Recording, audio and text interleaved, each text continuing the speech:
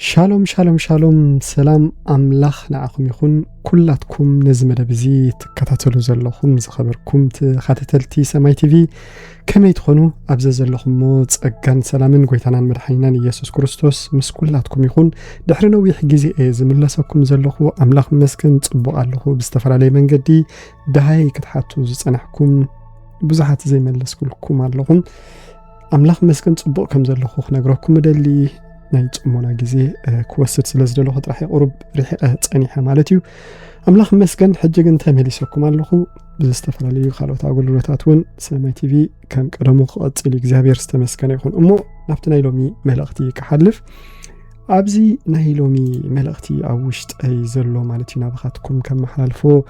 بمنفس أملاخ تدرخ حزيمة أزلوخ ملأختي بزعبا نيحصوت تنبيت زملكتي ويحسوتي النبيات بحفشة أبستفر على أبيات كريستيانات كجلجلو خلو زسعو زلو قدعتيو زملكات مالتيو إزغاء أبزقوان زي تدقاقيمو أبستفر على كتماتات أبستفر على حاجرات أبزخدو الأوان بتدقاقامي زسمعو زلوخي مالتيو إزغاء بزوح واقع يخفل سلزلو كنزاربو اللون سلزقبعنا مالتي نزي كم أجندا حيزة قريبة نابختكم من نزمل اختزي محلال فلوخو بفلاي نزمل اختزي بناي نبيات بناي حواريات اقا كمون باسترات كوينكم كابتها تقلقلوا محبر وطعي خيدكم ناكلوت أبيات كريستيانات مس تقلقلوا انت عينت انقاق ختقبرو خمزلوكم ونزت حساسب سلازوخنا بفلاي ناقلقلتي زملكت ملغتيو بحافش هاد ما نخلو مأمن مالتيو مؤتلومي كبلو ديلي زلوخو انتايو أبزي زحلف قربا معلتات جيش نيرة أفتي زقش كل أوان حدا أزيو زحزن نجار سميع متى مالتيو السخاء حدا أقلقلي أبتا ختماتي آخر أقلقلي لمتيو أبتا ختما نزنبرة منفساوي وهدات منفساوي حدنة دما زراريو خمس خدا سميع هجي أقدمها بيلو دما خبكالو سبات أبكال ختما زلو منفساوي خونتاتون تمسسالي كاب دقز موضوع أقلقلتي انت عينت قدعات كم زسعبو بترقى مسامي اللو مالتي بعلي يستمو كوركوون نايقليون اللو مالتي حجي إذا قد دايزي أزيو سفيح سلازوخانا بزوح جزيون سبات بوشت حيزوم مصقبلو سلازلو انت دعا إذا قد دايزي أفلط أتزيت واهيبو تزورج زلو قدعات أفلط أنت زيت واهيبو نقص لك خيدي أمود أثرمات قدعتو النعبيك خيد مالت سلازي بعقو كفوز زلو سلازوخانا إزي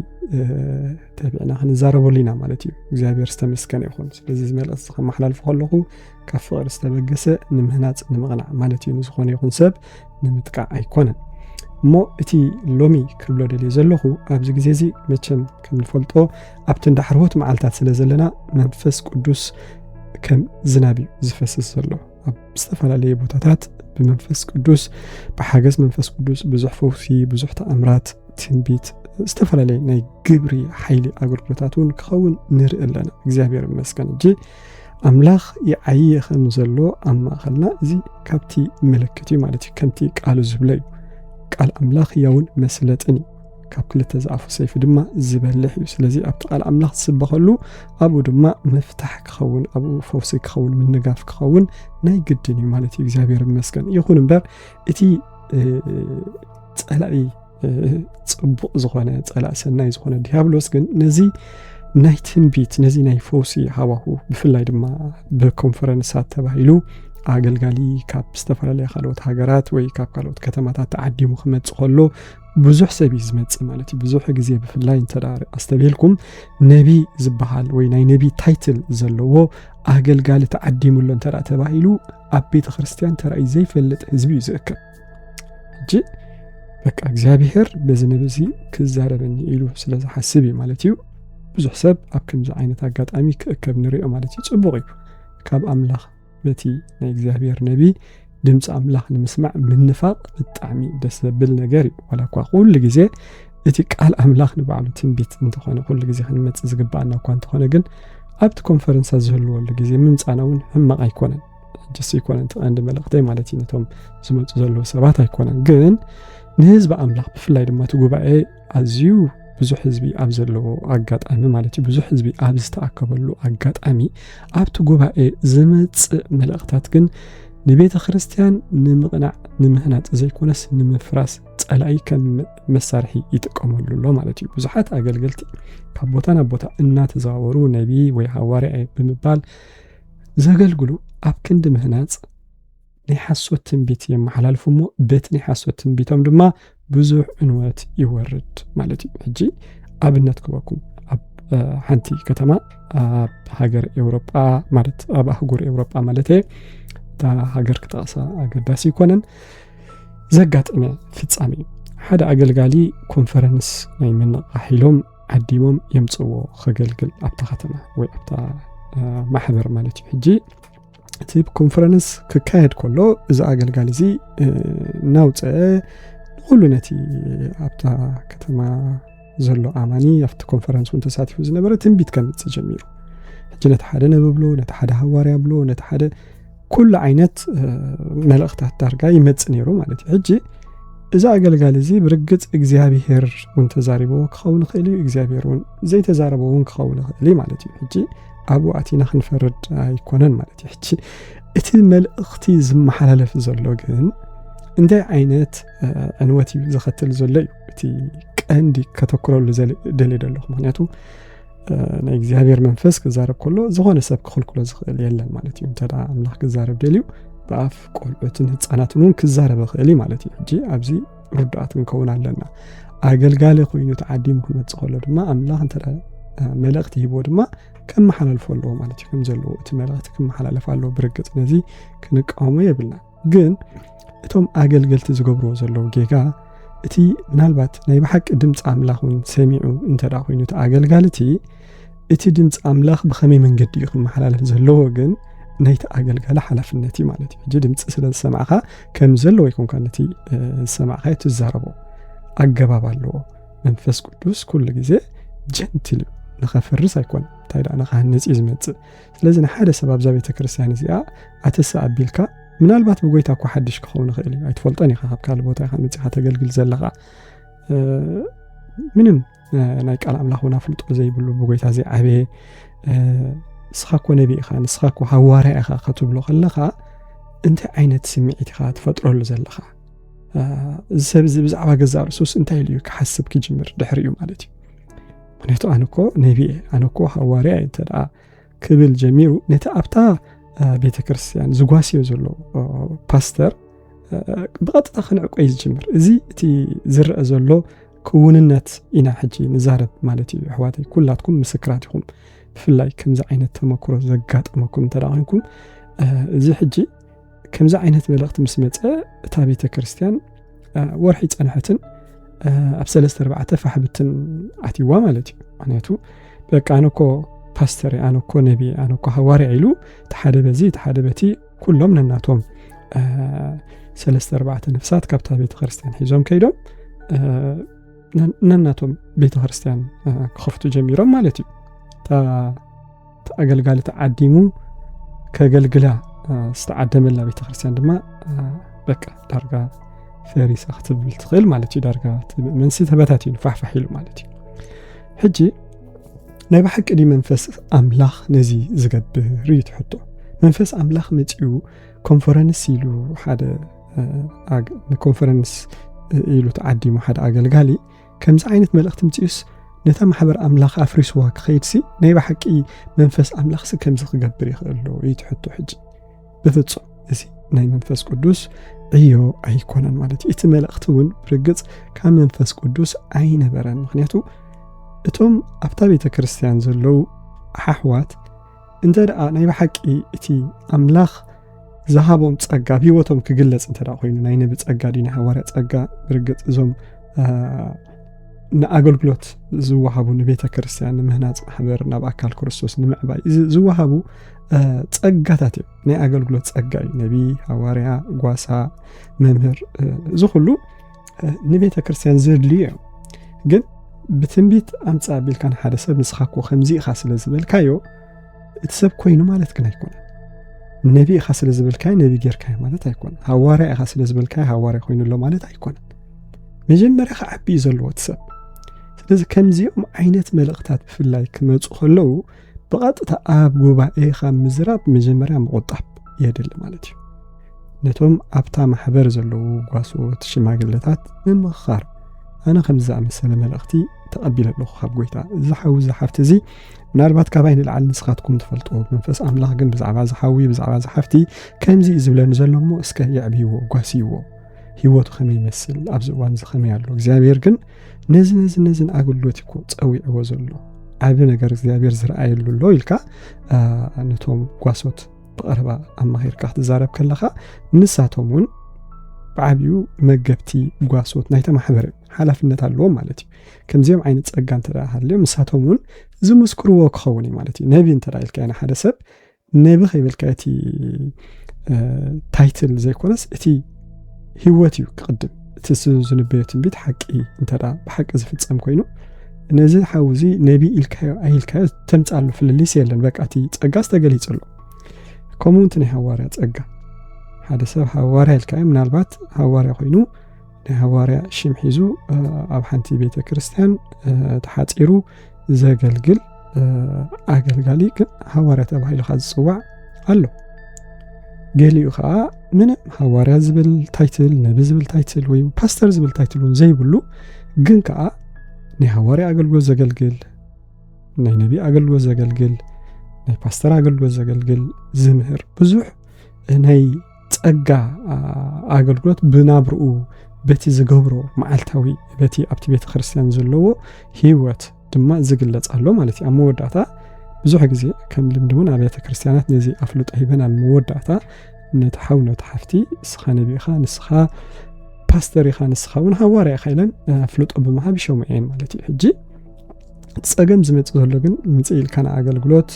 ኣብ ሓንቲ ቤተ ክርስቲያን ተዓዲምካ መፂኻ ከምዚኦም ዓይነት ዝኣመሰሉ መልእኽታት ምትሕልላፍ ግን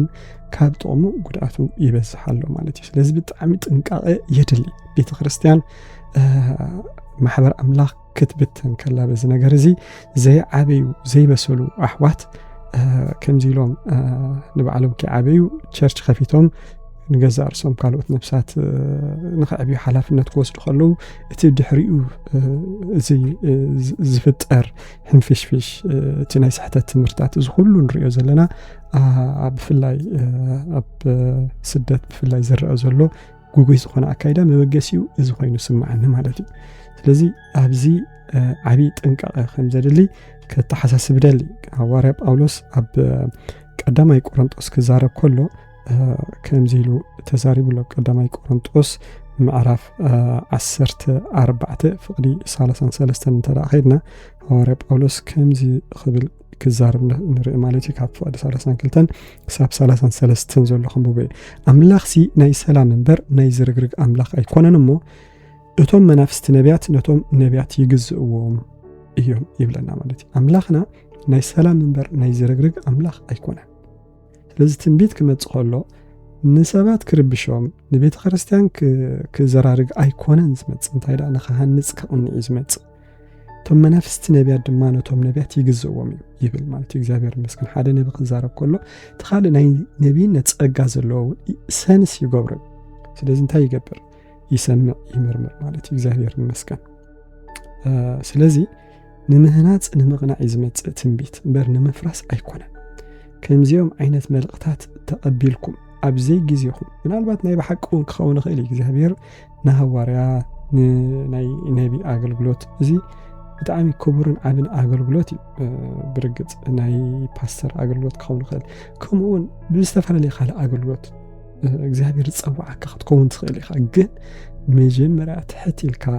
ኣብታ ዘለኻያ ቤተ ክርስቲያን ተመላለስ ሓዊ ሓፍተይ ክሳብ መወዳእታ እዚኦም መልእኽታት እዚኦም ኣብ ህይወትካ ዝመፁ ዘለዉ ኣብ ምድብ ጊዜኦም እግዚአብሔር ክገብሮም ይኽእል። ነታ እትመላለሰላ ዘለኻ ቤተ ክርስቲያን ነቲ ዝጓስየካ ዘሎ ጓሳ ግን ክትንዕቆ ካብታ ቤተ ክርስቲያን ክትሸፍት ብርግፅ ኣይግባኣካን እዩ። እዚ ድማ ዋጋውን ከኽፍለካ እዩ ማለት እዩ ቁኑ ስለ ዘይኮነ። ስለዚ በዚ እውን ከተሓሳስብ ደሊ ንምእመና ካልእ ምዚ ኣታሒዞ ክብሎ ዝደሊ ድማ ብዛዕባ ምስጢር ሰባት ምውፃእ ዝምልከት እዩ ማለት እዩ። ሕጂ ኣብ ከምዚኦም ዓይነት ኮንፈረንሳት ዝመፁ ትንቢታት ድማ ሓደ ግዜ ናይ ገለ ሰባት ውልቃዊ ዝኾነ ምስጢራዊ ህይወት ብማይክሮፎን ገይሩ እቲ ኣገልጋሊ ወይ እቲ ነቢ ምናልባት ክዛረብ ከሎ እቲ መልእኽቲ ሓቂ ክኸውን ይኽእል መይውን ሓሶት ክኸውን ይኽእል ማለት እዩ እቶም እቲ መልእኽቲ ዝቕበሉ ሰባት እዮም ዝምስክሩ ወይ ዝፈልጥዎ ማለት እዩ ግን እቲ መልእኽቲ ይንገር ኣሎ ንስኻ እኮ ከምዚ ሽግር ኣለካ ንስኻ እኮ ከምዚ ሽግር ኣለኪ ንስኻ እኮ ምስ ሰብኣይኪ ከምዚ ሽግር ኣለኪ ወይ ንስኻ እኮ ምስ ጓልኪ ምስ ደቅኺ ከምዚ ኣለኪ ሽግር ክበሃል ከሎ ሕጂ እቲ ብምሉእ እቲ ጉባኤ ዘሎ ህዝቢ ናይታ ሓፍቲ ወይ ናይታ ሓዊ መልእኽቲ ይሰምዖ ኣሎ ማለት እዩ ሕጂ እዚ ክሰምዖ ከሎ ሕጂ እቲ ሰብ ብግሉ ከምዚ ዓይነት ሽግር እንተዳሃልይዎ ብርግጽ እግዚአብሔር ነሰብ እዚ በፂሕዎ ኣሎ ቤቱ ተፈዊሱሎ ሓዳሩ ተፈዊሱሎ ናብሩ ተፈዊሱሎ ንብል ንኽእል ኢና እሲቲ ዘገድስ ኢልና ዋላ እንተወሰድናዮ ማለት እዩ ግን ከምዚኦም ዓይነት መልእኽታት መጀመርያ ነቲ ሰብ ቀሪብካ ኣብ እዝኑ ወይ ንበይኑ ፈሊኻት መልእኽቲ ካብ ብማይክሮፎን ኩሉ ሰብ ሰምዖ ንበይኑ ነቲ ሰብ ምንጋር እቲ ዝበለፀ ማለት እዩ እዝን እግዚአብሔር ኣብ ሓዳርኪ ኣብ ናብራኺ ኣብ ውላድኪ ወይ እዝን ነገራት የርእየንሎሞ እግዚአብሔር ካ እዝን መፍትሒ እግዚአብሔር ድማ እዝን ኣብ ህይወትኩም ሓሊፉ ዝገብሮ ነገራት ኣሎ ኢልካ ክትዛረብ ከለኻ ነቲ ሰብ ተሃንጾ ኢኻ ዘለኻ ማለት እዩ እቲ ኣዝዩ ዝሕዝን ድማ ናይ ሓሶት ክኸውን ከሎ ማለት እዩ መንፈስ ቅዱስ ዘይተዛረቦ ብዛዕባ ናይ ሓደ ሰብ ውልቃዊ ህይወት መንፈስ ኣምላኽ ኣብ መንጎ ሓዳር ኣብ መንጎ ሰብኣይን ሰበይትን ቋንቋኹም ዝደባለቕ መንፈስ የርእየንሎ ዝብል መልእኽቲ ንኣብነት መጽእ ሕጂ እዚ መልእኽቲ እዚ እቶም ሰብ ሓዳር ከዓ እዝዩ ጥዑም ዝኾነ ህይወት ዘለዎም ሰባት እንተዳ ኮይኖም ክቕበልዎ ኣይክእሉን እዮም እሞቲ ጉባኤ ብምሉእ ከዓ ሕጂ እንታይ ክሓስብ ብዛዕቦም ኣንታ እዚኦም ዳኣቶም ጥዑማት ሰብ ሓዳር ዝመስለና ዝነበረስ ቋንቋኦም ዝዳባለቕ ኢሉ ይሓስብ ሕጂ ትደሕዝን ነገር ድማ እንታይ ዘየለ ምዃኑ እዩ ሓሶት ምዃኑ እዩ ማለት እዩ ኣብቲ ህዝቢ ከዓ ዝፈጥሮ እንታይ እዩ ሕማቕ ዝኾነ ኢሜጅ ብዛዕባቶም ሰባት ድማ ይፈጥር ማለት እዩ ሕጂ ብጣዕሚ ኣተሓሳሳቢ መንፈስ ኣምላኽ ዘይተዛረቦ ተዛሪብኒ ኢልካ ምዝራብ ግዴታ ኣይኮነን ንኹሉ ሰብ ኣውፂኻ ትንቢት ምዝራብ መንፈስ ኣምላኽ ዘይበለካ ምክንያቱ ዓቢ ዝኾነ ሓጢኣት እዩ ኣምላኽ ዘይበሎ ምባል ንሰባት ክትዕንቅፎም ከለኻ በዚ መንገዲ እዚ ብፍላይ ብጎይታ ዘይዓበዩ እንተደኣ ኮይኖም ድማ ኣዝዮም ግዳያት ትኾኑ ማለት እዩ እቲ በቓል ኣምላኽ ዝዓበየ ቃል ኣምላኽ ዝርዳእ ጽቡቕ ገይሩ ምስ ጎይታ እውን ግላዊ ሕብረት ዘለዎ ብዙሕ ዘይክጸልዎ ክእል ማለት እዩ ግን እቶም ዘይዓበዩ እንተኾኑ ኸቶም ሰባት እንታይ ዓይነት ጉድኣት እዩ ኣብ ክበጽሕ ማለት እዩ ምክንያቱ ኣብ ኢትዮጵያ ክልተ ሰብኣይን ሰበይትን ንሓደ ጉዳይ ናብ ሓደ ነቢ ክጽልየሎም ከይዶም ነይሮም ንሳቶም ዝዕለሉን በቐረባ ማለት እዩ ሕጂ እቲ ቀንዲ ጉዳይ ናይ ጥዕና ጉዳይ ነይሩ ንክጽልየሎም ዝኸድሉ እቲ ነቢ ግን ወኣነ ኣብ መንጎ ክልቲኹም ዝርኢ ዘለኹ በቃ ውላድ ይብልኩምን እግዚአብሔር ብውላድ ክባርኸኩም ዝብል መልእኽቲ የምጻሎም ማለት እዩ ሕጂ እዚኦም ናይ ውላድ ጸገም የብሎም ውላድ ኣለዎም ክወልዱ እውን ኣይደልን እዮም ማለት እዩ ማለት በቃ ይኣኽለና እቶም ዝሃበና እግዚአብሔር ውሉድ በቃ ድሕሪ ሕጂ ይኣኽለና ኢሎምስ ዝወድኡ ሰባት እዮም እዚኦም ሕጂ ካብ ኤውሮጳ ንኢትዮጵያ ኸይዶም ናብ ዝነቢ ማለት እዩ ኣገልግሎት ናቱ ብሚድያ ብዩቲዩብ በቃ ብዙሕ ማዓት መዋዕውዕ ስለ ዝግበር ከዓ ማዓት ኢዲት ኮይኑ ስለ ዝወፅእ እቲ ዝፈጥሮ ኢምፕሬሽን ኣብቲ ደገ ዘሎ ሰብ ካልእ ስለ ዝኾነ መቸም ትኬት ቆሪጾም ብዙሕ ዋጋ ከፊሎም ኣብቲ ናቱ ጌስት ሃውስ እዮም ኣትዮም ክጽሊ ከሎ እምበኣር ጎይታ ብውላድ ክባርኸኩም እዩ ዝብል መልእኽቲ የምጻሎም ማለት እዩ ብጣዕሚ ውግዮም በቃ ሕጂ ቶታሊ ካብ ጎይታ እውን ዘርሕቕ ዓይነት መልእኽቲ እዩ ሓደ ነቢ ዝብል ሰብ ሞ ኣብ ሚድያ ዘገልግል ዓብይ ሽም ኣለዎ ዝና ኣለዎ ዝበሃል ሰብ ከም ማለት ብዙሕ ተሃንጥዮም መጺኦም ከብቅዑ ከምዚ ዓይነት መልእኽቲ ከምጻሎም ኩሉ ብዘይ መጠን ልቦም ተሰይሮም ይምናይ ይዕሊሎም ማለት እዩ ኣዝዮም ውግዮም ሓዚኖም ማለት እዩ እዞም ሰባት እዚኦም ጎይታ ርግጽ ረድኦም ኣብ ቤት ኣምላኽ እውን ኣለዉ ግን ከምዚኦም ዓይነት ካልኦት ብዙሓት ሰባት ድማ ብከምዚኦም ዓይነት ናይ ሓሶት ትንቢታት ክንደይ ሰባት ጉዱ ኣለዉ ኣብዚ እዋን እዚ ብጣዕሚ ብዙሓት ስለዚ ኣሕዋተይ እቲ መጀመርያ ዝጸንዐ ቃል ትንቢት ቃል ኣምላኽ ኣለና ኣሕዋተይ ልዕሉ ኩሉ ማለት እዩ ልዕሊ ኩሉን ቅድሚ ኩሉን ዝጸንዐ ቃል ትንቢት ቃል ኣምላኽ ኣለና ልዕሊ ኩሉ ማለት እዩ ስለዚ ብዝኾነ ይኹን ነቢ ብዝኾነ ይኹን ሃዋርያ ባህሊ ናይ ሓሶት ትንቢት ዝመጸልኩም ብኡ ድማ ዝተጎዳእኹም እንተሃሊኹም እግዚኣብሔር ይርአዩ እቲ መጉዳእትኹም ኣምላኽ ግን ኣይሕሱን እዩ ኣምላኽ ግን ኣይጋገን ይሕዋተይ እቶም ነቢያት እዮም ሓሶት እምበር ኣምላኽ ኣይኮነ ትንቢት እንተመጸ ጽቡቕ ንቕበሎ ግን ከዓ እንታይ ንግበሮ ንመርምሮ ከዓ ከይመርመርና ንቀበሎ ኩሉ ትንቢት ሓቂ ማለት ኣይኮነን ብዙሕ ናይ ሓሶት ትንቢት ከዓ ስለ ዘሎ ማለት እዩ ስለዚ ነቲ ሓቂ ንቐበሎ ነቲ ሓሶት ድማ ንነጽጎ ብዓብዩ መንፈስ ኣምላኽ እውን ከም ዘለና መጠን ብኡ ድማ ክንምርምሮ ይግባአና ማለት እዩ ወይታ ይባረኽ ስለዚ እቶም ኣገልገልቲ ብፍላይ ከምዚ ዓይነት ምስጢራት ክትዛረቡ ከለኹም በግል ነቲ ሰብ ተዛሪብኩም ብውሕዱ እቲ ዳሜጅ ይቕንስ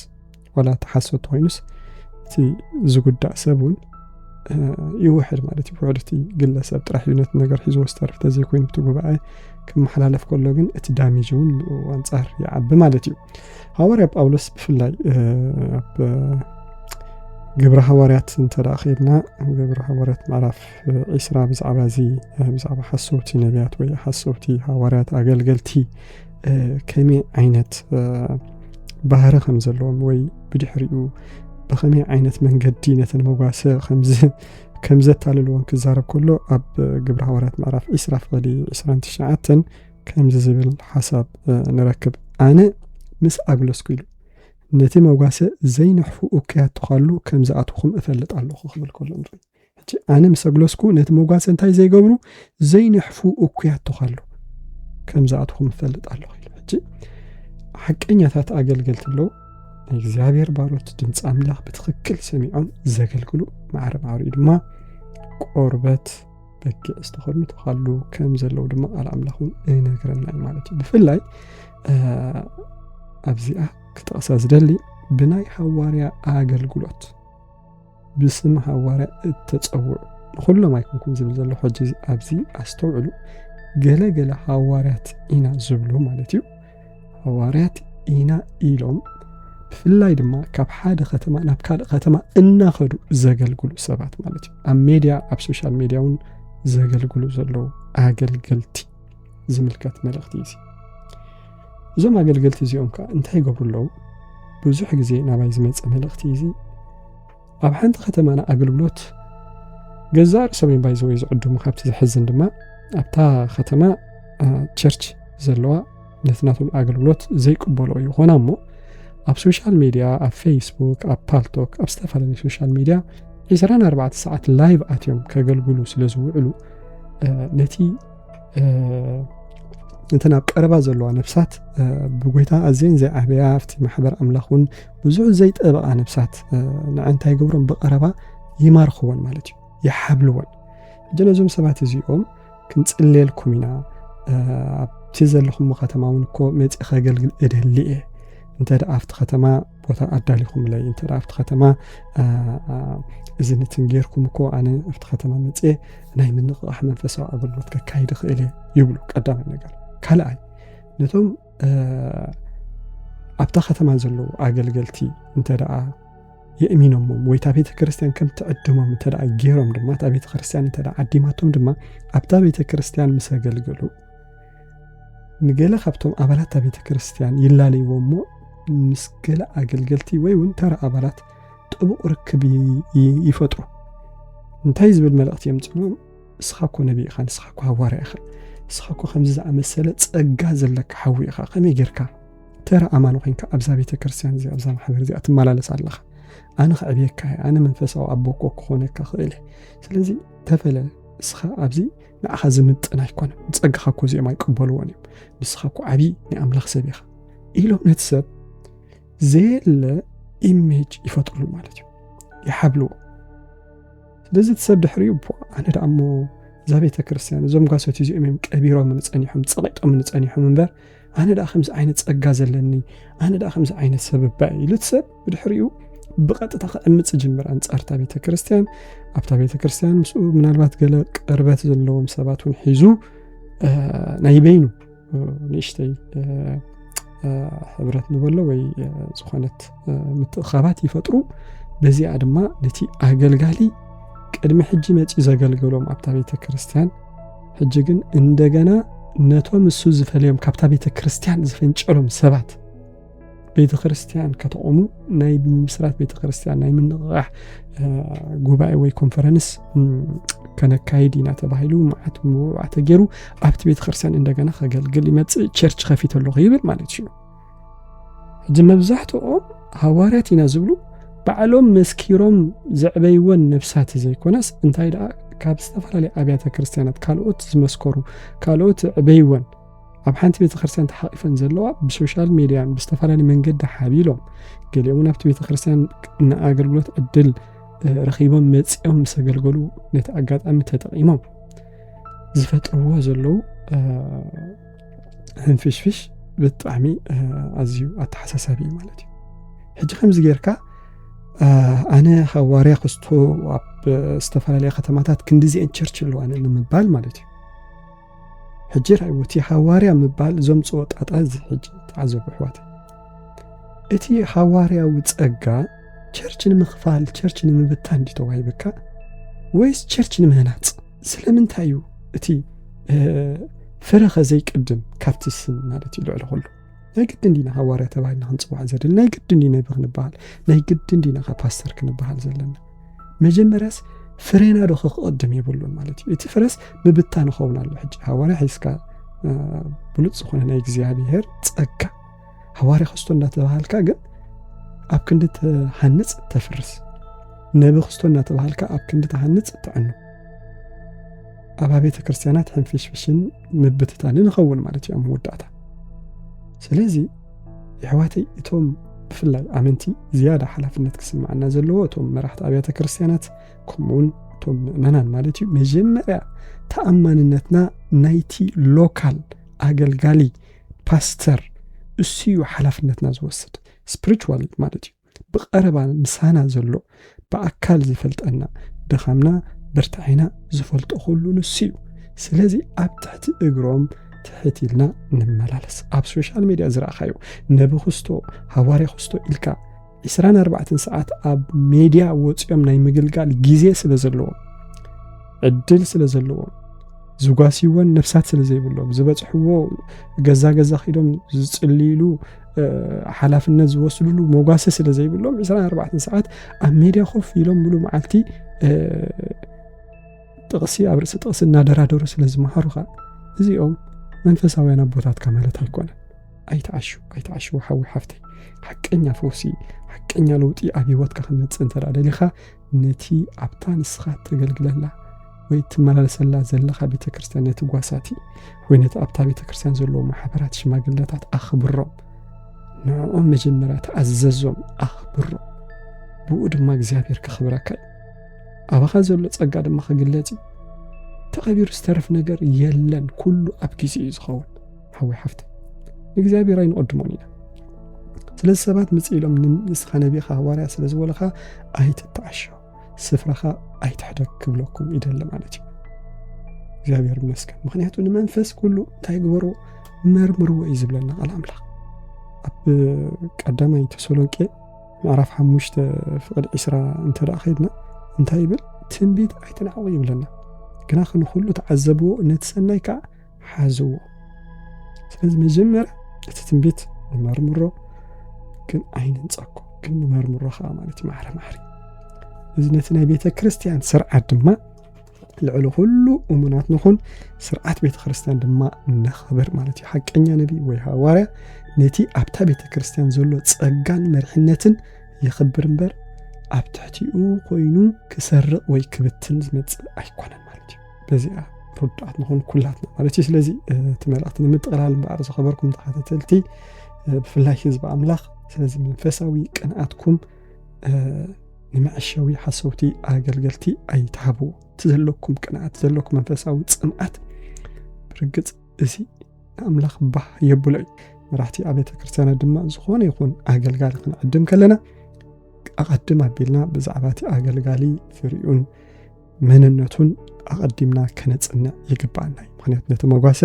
ካብ ዝምንጥሉ ተኽላታት ክትሕልዎ ሕድሪ ወይ ሓላፍነት ስለ ዘለኩም ማለት እዩ። مو أملاخ يعزيزو يبارككم إزمال اختزي عنات قوينو تدارخكم مو نخلوت سبات كبتصح الشير مقبار أي ترسعكم أبكال تمسسال ملختي كملسوكمي أبززلخمو تصقان سلامن قويتانا مدحينان إيسوس كريستوس مسكولاتكم يخون بشم يسوس آمين.